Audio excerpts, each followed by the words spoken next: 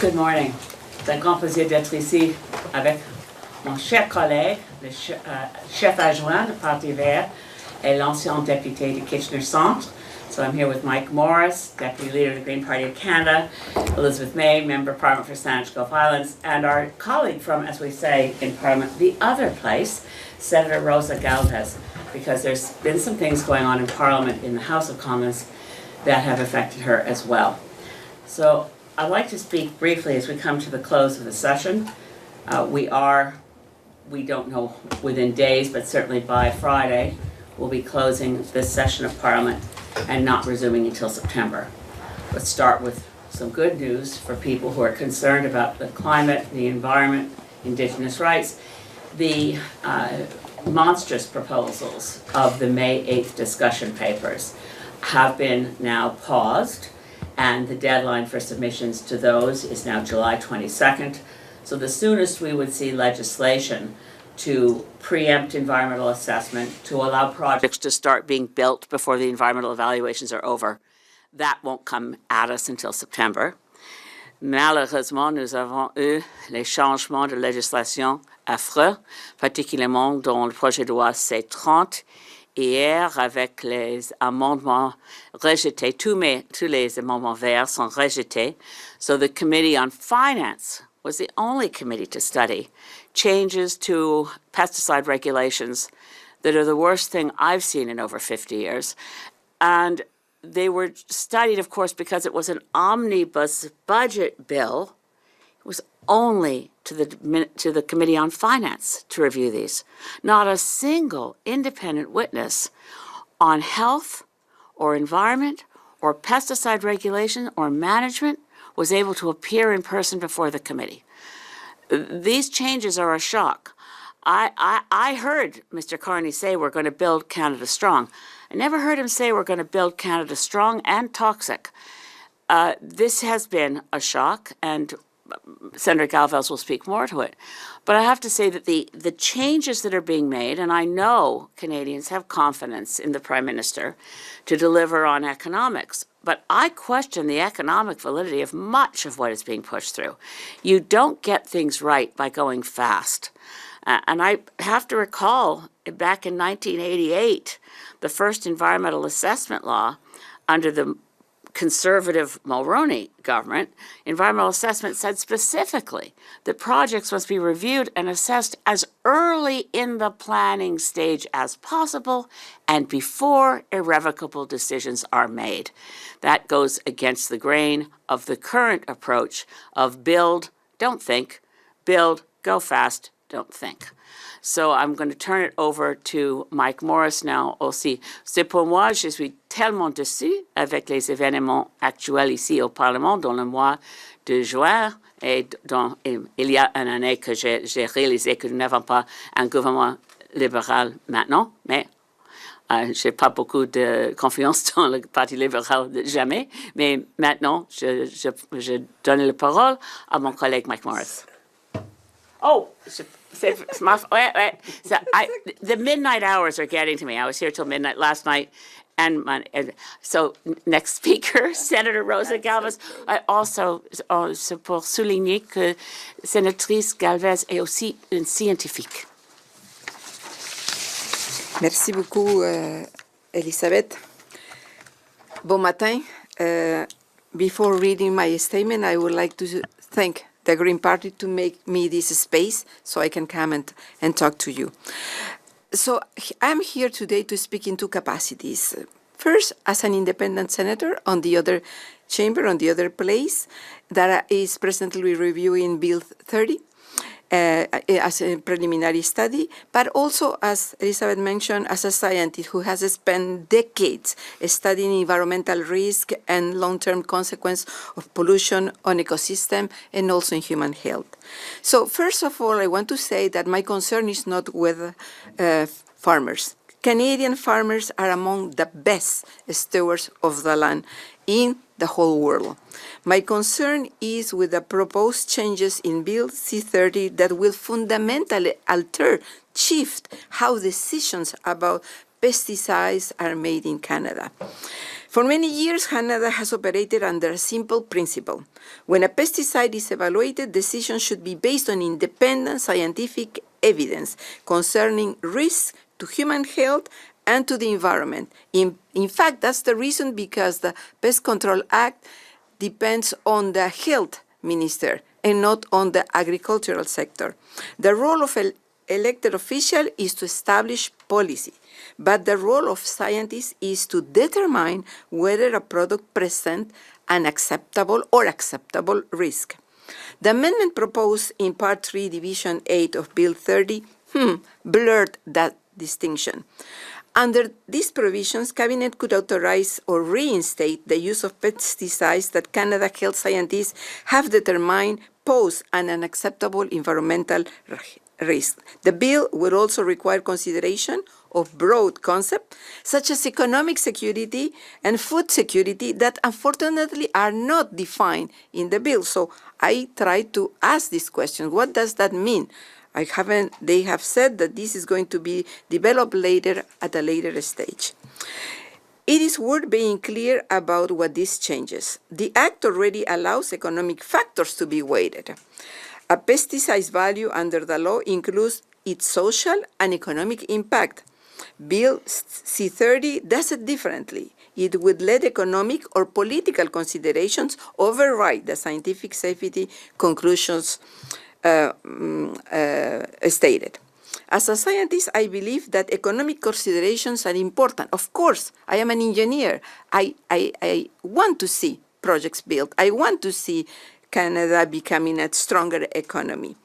But they should not replace assessments when public health or environmental protection are at stake, because we pay, and we pay economically too. As a senator, I'm equally concerned about the legislative process. The Pest Control Products Act is already subject to a statutory review process. It's been 6 years we're waiting for that. And so my question is, why not do the statutory review and consult with everybody, all the stakeholders, instead of coming and adding these provisions? So major reforms of this nature deserve a dedicated parliamentary debate, expert testimony, and public consultation.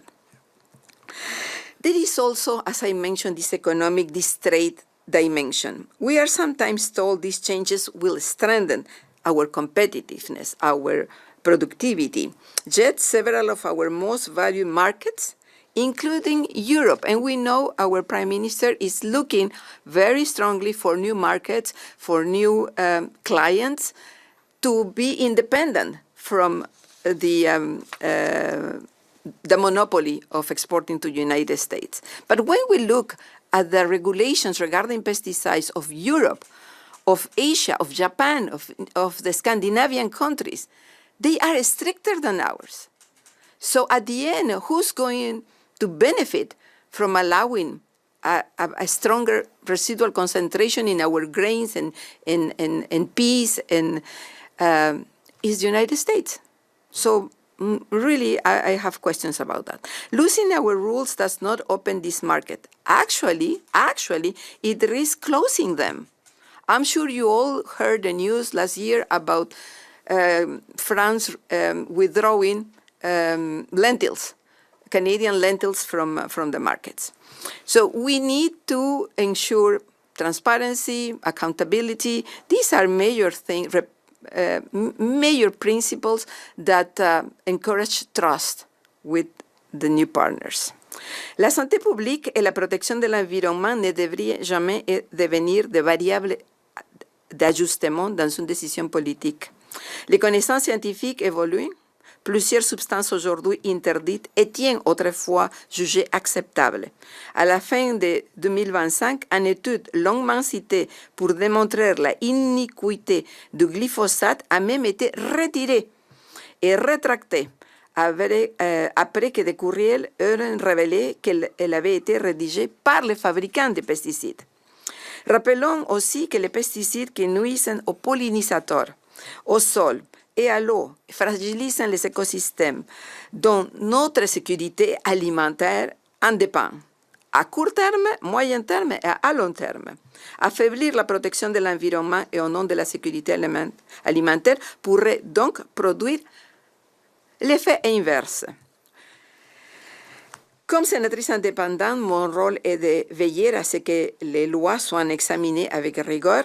Comme scientifique, mon devoir est de rappeler qu'une fois qu'un risque inacceptable est établi, que cette conclusion ne soit pas seulement regardée de l'aspect économique, mais que d'autres aspects importants à la société soient aussi considérés pour guider la décision finale.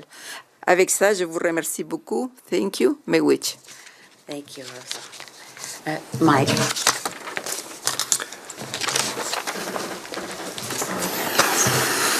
Premièrement, merci, sénatrice Galvez, pour votre travail acharné dans le Sénat. And thank you, Elizabeth, for your hard work in the chamber as well to protect the human health of Canadians. As Deputy Leader, I want to close by talking about the time that we're living in, where in communities like mine and all across the country, we continue to see grocery prices skyrocket. Folks can't even afford to get to work, and housing remains out of reach for an entire generation of young people. Yet at the same time, Galen Weston, he's doing more than okay. In fact, the 86 richest billionaires in Canada have more wealth than the bottom 6.2 million Canadians combined, and it's only getting worse.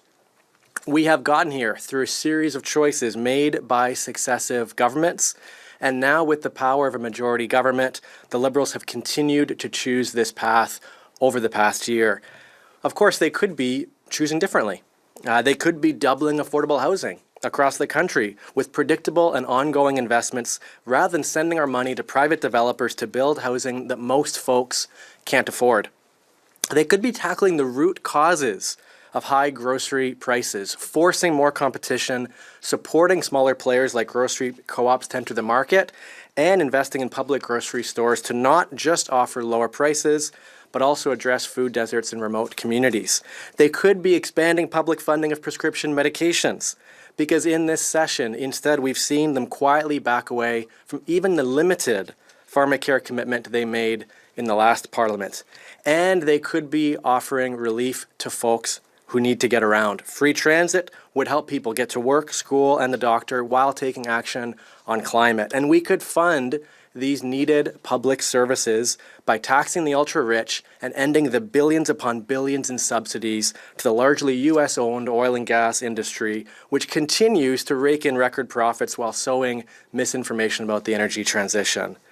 These are all policy choices by this government, just as you heard of the policy choice that Senator Galvez and Elizabeth May just finished speaking about. But together, the work they're doing and the work we can all do is to push them to make different ones. Finalement, en français, on vit une époque où, dans ma communauté, comme partout au pays, les prix de l'épicerie continuent de monter en flèche, où les gens n'ont même plus les moyens de se rendre au travail et où le logement est hors de portée pour toute une génération de jeunes. Pourtant, les 86 milliardaires les plus riches du Canada possèdent plus de richesses que les 6,2 millions de Canadiens les plus démunis réunis. Et la situation ne fait qu'empirer. On est arrivé à ça suite à une série de choix effectués par les gouvernements successifs. Et maintenant, avec la puissance d'un gouvernement majoritaire, les libéraux ont continué de suivre cette voie au cours de la dernière année. Ils pourraient faire d'autres choix. Ils pourraient doubler l'offre de logements abordables partout au pays grâce à des investissements prévisibles et continus, plutôt que de verser notre argent à des promoteurs privés pour qu'ils construisent des logements que la plupart des gens ne peuvent pas se permettre.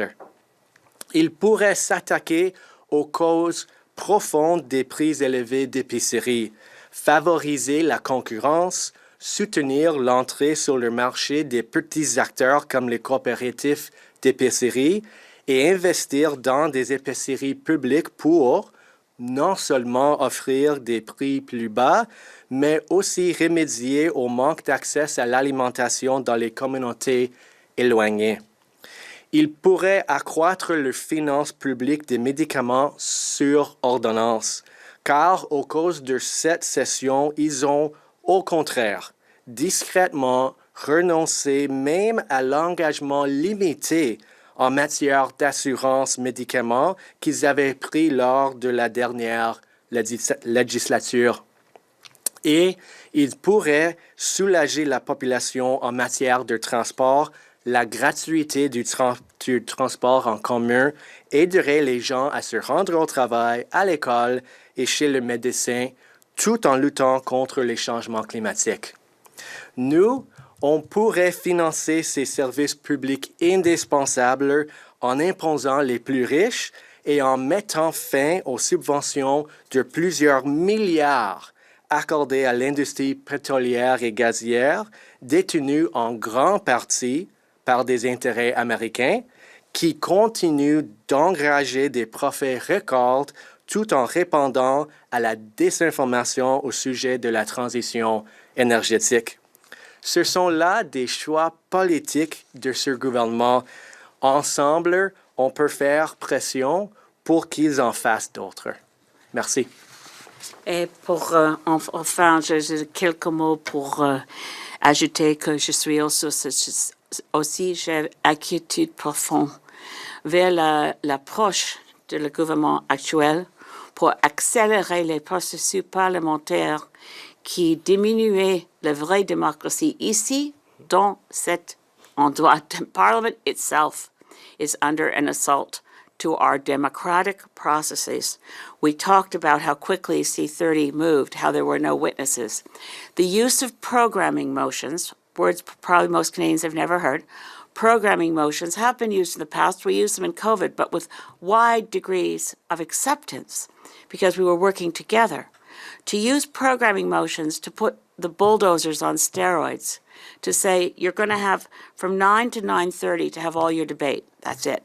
That will happen again. It happened on C-30. It will happen again on the Public Safety Act for access to a lot of privacy information, a lot of concerns about surveillance in Bill C-22, also now on a programming motion moving rapidly.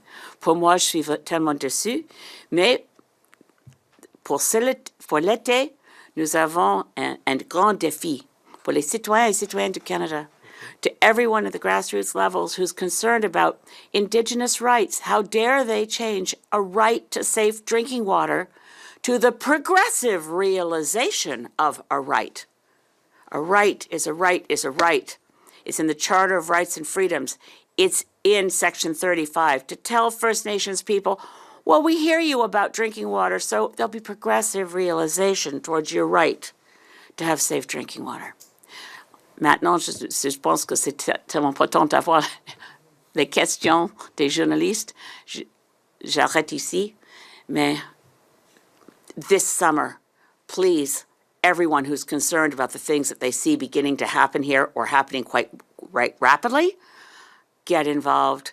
If there's a demonstration, show up, write your MP, don't be silent. We're losing ground. Decades of work in environmental and health and safety and climate and Indigenous rights are being rolled back. Nous sommes disponibles pour les questions en français, en anglais, dans le cas de la sénatrice aussi en espagnol. Gracias. And I'll jump in because you segued me perfectly there. On there's sort of the Clean Water Act and the now it's progressive realization. Hearing from a lot of First Nations, the Chiefs of Ontario last week, the Anishinaabe Nation, they said they got the bill maybe a week prior. That's the I think it's the advisory council that was set up as part of the settlement for clean water. They say they heard hide nor hair of it before it came in, and this seems to be sort of a pattern. We had C5, and now C37, I believe it's the number. There's concerns about S2. sort of could go down the list.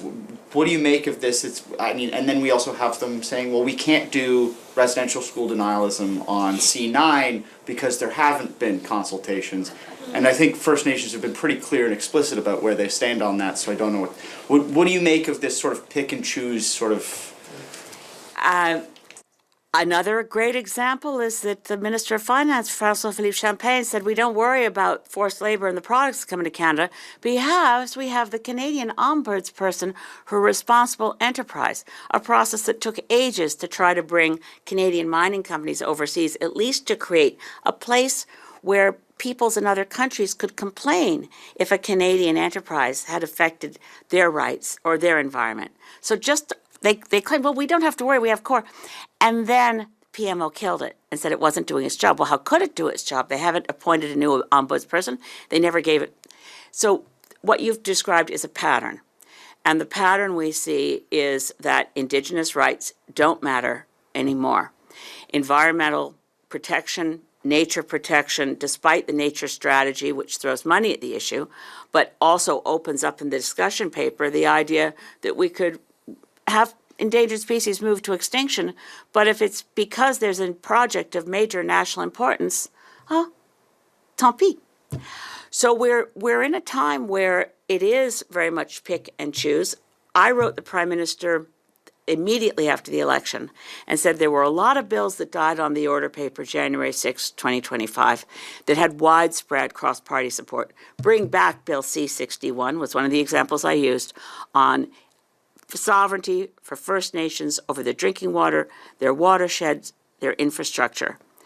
I didn't get a response to my letter, but I guess the response is C-37, and we know that the province of Alberta objected to C-61. I think it's also the province of Saskatchewan objected to C-61, so it is watered down, and with it, what I thought was a fundamental in Canadian the political structure of this country, regardless of party. Remember, it was Stephen Harper who called the chiefs together on the floor of the House of Commons for the national apology. It's important that historic apologies don't turn into, well, that was yesterday, and now we don't want to waste time on Indigenous rights. It's appalling that the federal government is appealing and appealing the Cowichan decision and falling into the trap of pretending there's any threat to property rights there. So I won't go on, but there's a pattern here, and it is, I think, for me, someone who was once very excited about the idea of our former governor of the Bank of Canada who wrote the book Values becoming Prime Minister. I think I'll judge by actions, not by words. Stuart, if I could just add from the last session of Parliament, the bill you're referring to, let's keep in mind, it was not perfect. As Greens, I was representing the party in the room trying to get amendments that were from 6 nations of the Grand River, in my case, a community quite close to the community I represent, to bring forward their position. I sat alongside an NDP colleague. All of our amendments got rejected, and the bill, of course, came at the very end of the session. It was Bill 61. So the previous bill needed work to strengthen the right to clean drinking water for Indigenous communities across the country. And now, as is the case, the pattern that Elizabeth has called out, you're seeing different interests being served here and reductions in rights for Indigenous peoples, seemingly to the benefit of billionaire class and industry lobbyists. I wanted to ask you about the parliamentary committee report on MAID recommending a pause for cases of mental illness. What's the reaction from the Green Party or from the Senator to this recommendation, which we'll hear a bit more about today? Yeah. This has been one of the most difficult issues. I was very, very much grateful for the adoption of medical assistance in dying in this country. I did very much support C-14 and am grateful. And I think Andre Picard's column just yesterday in the Globe is important for people to think about, that this country has saved thousands of people from unnecessary suffering. It's a mark of a civilized society to recognize the right to a dignified choice in dying. The bedeviling problem of medical assistance in death is that we don't provide societal assistance in living. And until we know that every single Canadian has access to shelter, decent food, a quality of life, and access to potential medical solutions such as access to psilocybin to actually cure depression, which is, I'm not making the claim, I'm saying studies suggest there's hope there. We can't make it easier to choose medical assistance in dying than continuing to live with the quality of life supports that every Canadian is entitled to expect. So I'm not surprised by this joint committee's report, but it remains to be seen how it will be received by the House, by the Senate, by the government. But I certainly understand it, and I want to take some time to review it. And the Green Party has an active caucus on this matter that hasn't yet determined what our official party position is.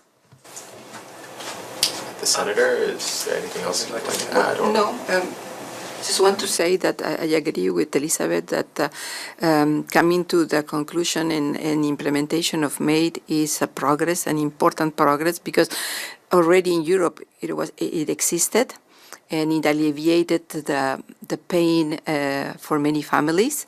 But I agree, because I have talked with some of my colleagues that are in the medical profession, that the long-term care was deficient.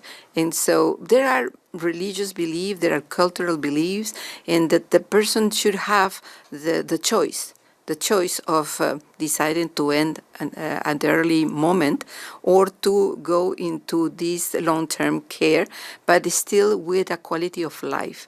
And so we have to see, I know there is the economical factor is there, and it's weighted there. I am very happy that this joint committee was created, because this is a very delicate matter to discuss and needs the opinion of lots of people, families, doctors, social workers, economists, and because what we want at the end is the well-being of the people, of all Canadians, but also the families that surround somebody that with long-term health conditions. Thank you. And David, on that topic, folks also deserve the choice to have access to quality mental health supports. And that's been cut. And again, in my time here, I'd hear every parliamentarian says they agree that mental health is health. But when the Liberals promised $4.5 billion for a dedicated mental health transfer, they then pretended that it didn't exist and never followed through on that commitment.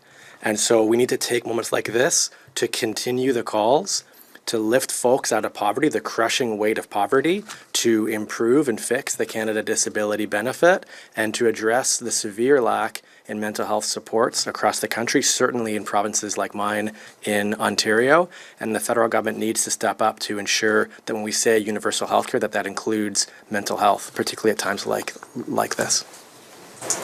I'd love to get all of your thoughts on this government's use of time allocation motions, because I mean, you've all laid out various concerns you have with various bills that are sort of being rushed through. But how do you balance that as well with the fact that there are only so many sitting days and you need to move things forward? Why are we in a rush right now? We could add sitting days.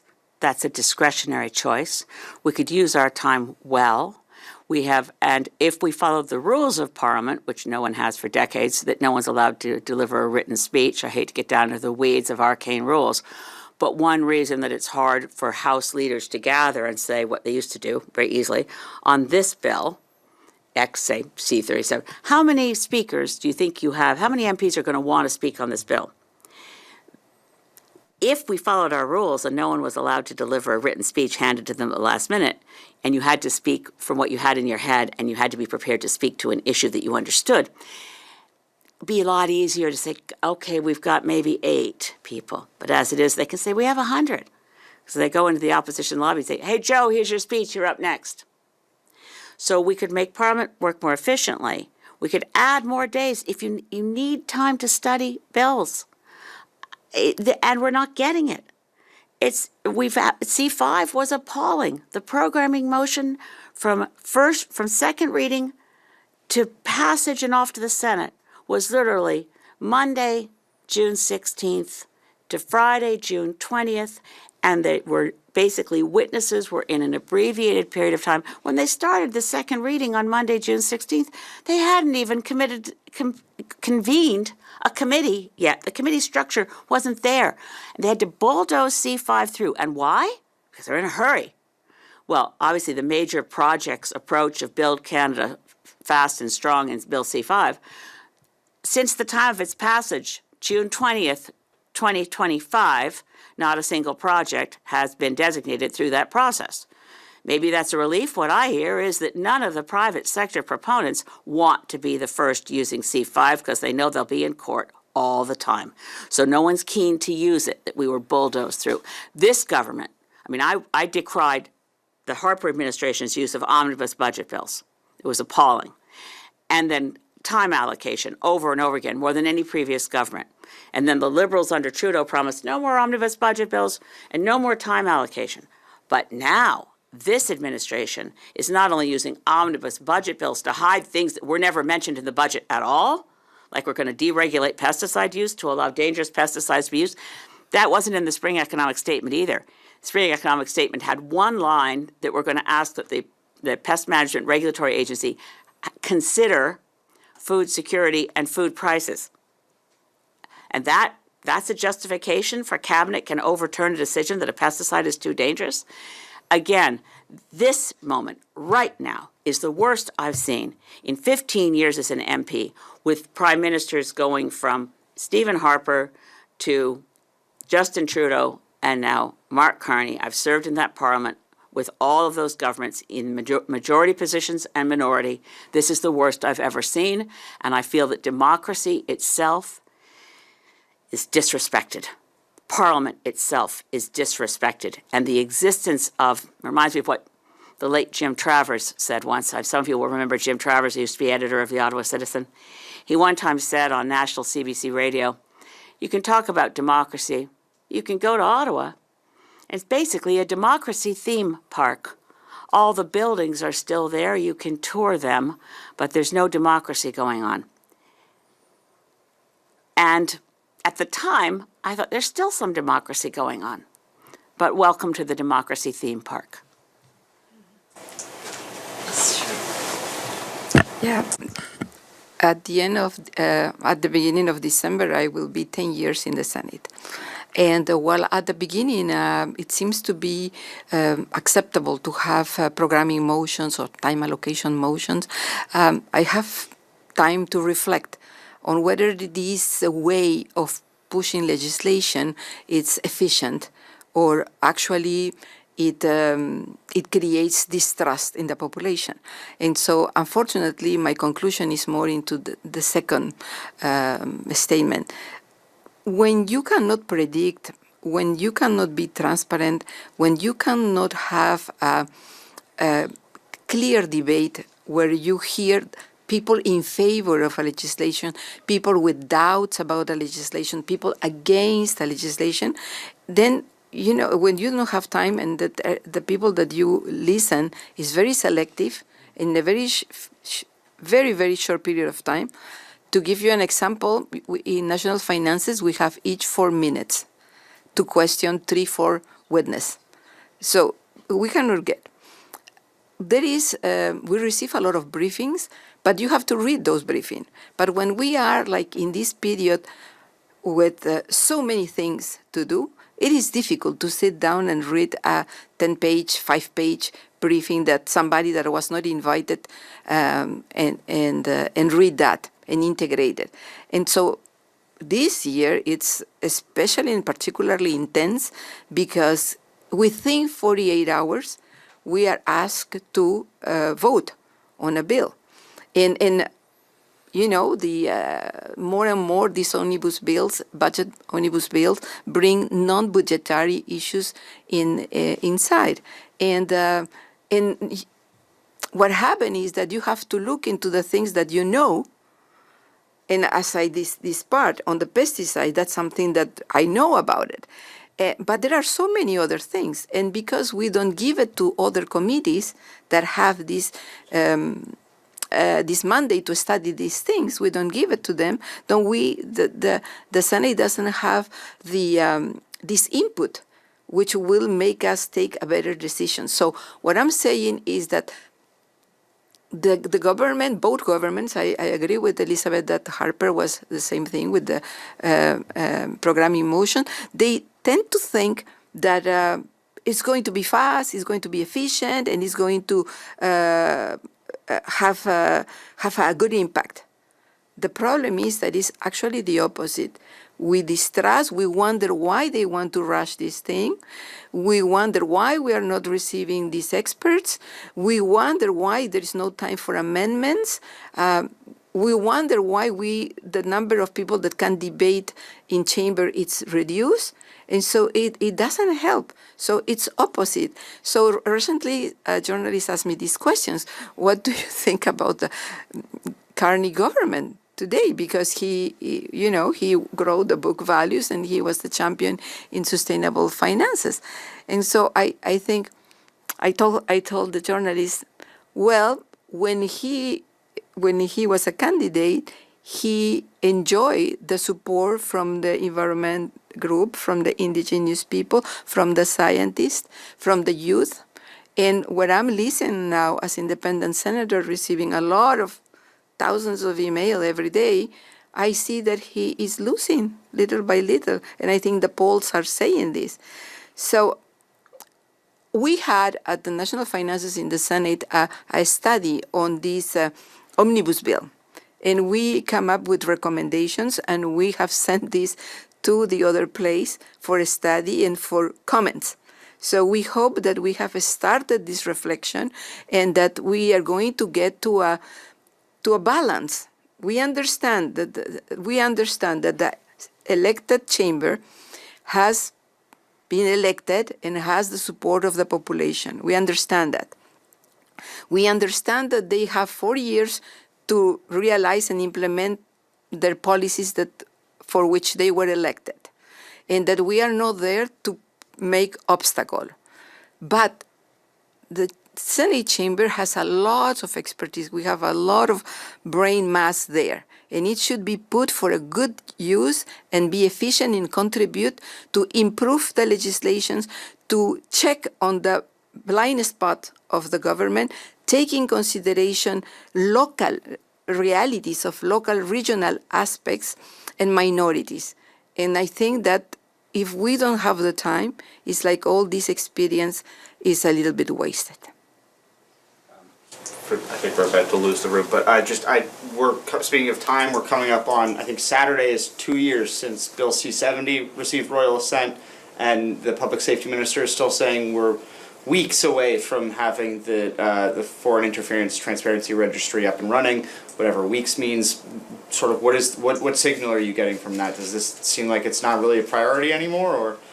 What I would say is, I think,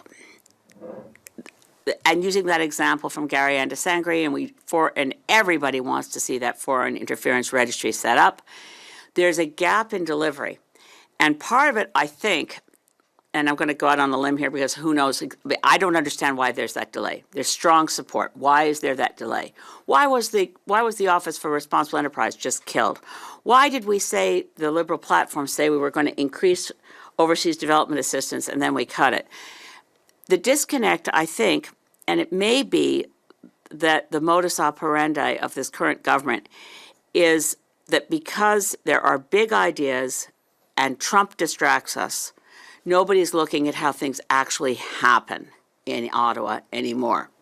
The Prime Minister's office is unlike any other Prime Minister's office I've ever seen. Most Prime Minister's offices, you figure, okay, once I figure out the map of who's really doing what, and then I can go to them and then they can help make it happen. I think that we have a Prime Minister who is used to being, well, he is, I'm sure he would, for his life, being the smartest person in the room. If you're the smartest person in the room and you know it, and you always think you're the smartest person in the room, how do you recognize that you're at the beginning of a learning curve and you don't know everything? And I think that's the gap. We don't have people to take the big idea, the legislation that's passed, and make it make a difference on the ground.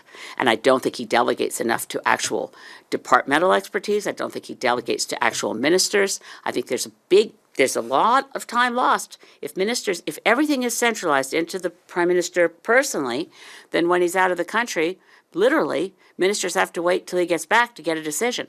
Things go very slowly while we build fast. Thank you. That's all the time we had for this press conference. Merci, c'est tout le temps que nous avions pour cette conférence de presse. This concludes the press conference. Merci, Magritte. Merci beaucoup.